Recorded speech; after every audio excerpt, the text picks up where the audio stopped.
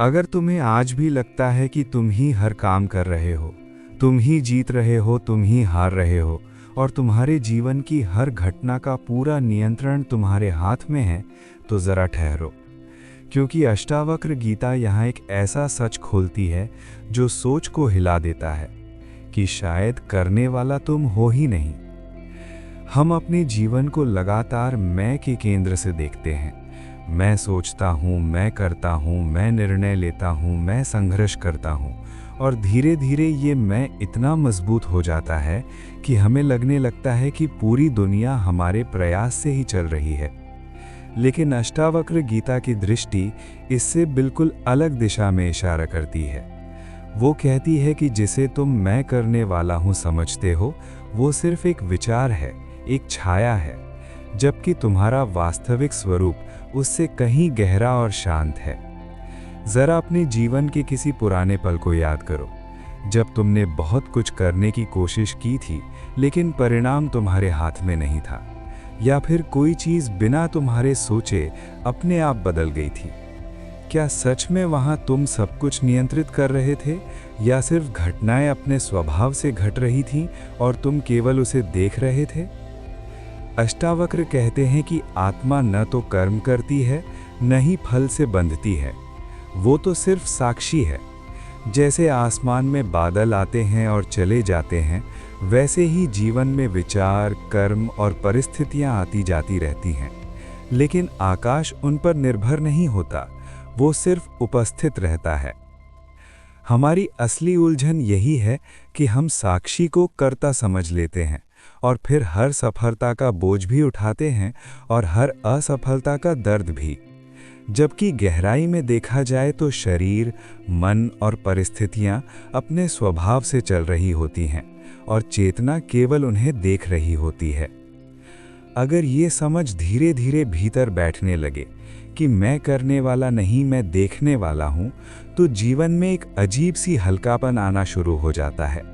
क्योंकि तब न ज़्यादा अहंकार बचता है, न ही अनावश्यक अपराध बोध।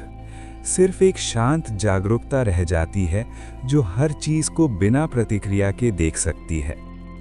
थोड़ा और भीतर जाओ तो एक और परत खुलती है, जहाँ तुम देख पाते हो कि करने की भावना भी अपने आप उठती है।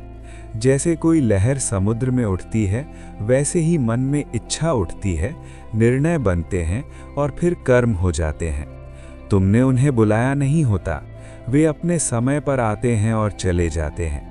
लेकिन हम बीच में खड़े होकर कह देते हैं, ये मैंने किया, और यही दावा हमें बंधन में बांध देता है। सोचकर देखो, जब तुम सो रहे होते हो तब भी तुम्हारा दिल धड़क रहा होता है, सांसें चल रही होती हैं, शरीर अपना काम कर रहा होता है। वहाँ तुम कहाँ हो जो ये सब कर रहे हो?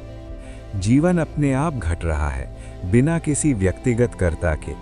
और यही संकेत है कि जागते हुए भी बहुत कुछ अपने स्वभाव से ही हो रहा है, बस हम उसका श्रेय लेने की आदत में फंसे हुए हैं।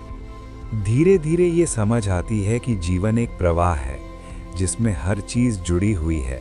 परिस्थितियाँ, लोग, समय, कर्म सब मिलकर एक धारा बनाते हैं, और उसमें मैं ही सब कर रहा हूँ ये विचार एक छोटे से बुलबुले जैसा है जो कुछ समय के लिए उठता है और फिर गायब हो जाता है।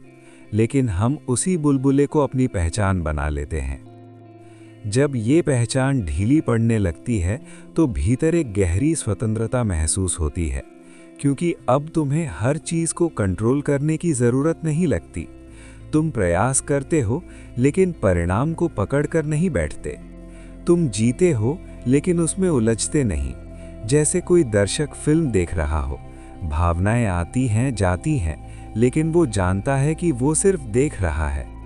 और यहीं से जीवन का असली रस शुरू होता है, क्योंकि जब मैं कर रहा हूँ का बोझ गिर जाता है तो हर क्षण हल्का हो जाता है, हर अनुभव सहज हो जाता है, और तुम्हारे अंदर एक शांत विश्वास पैदा होता है कि जो भी हो रहा है वो अपने सही समय और सही ढंग से हो रहा है, और तुम्हारा काम सिर्फ जागरूक रहना है, उसमें खो जाना नहीं।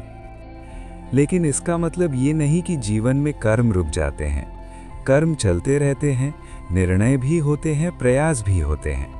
फर्क सिर्फ इतना पड़ता है कि अब तुम उनमें डूबते नहीं, अब तुम उनसे अलग रहकर भी उन्हें जीते हो।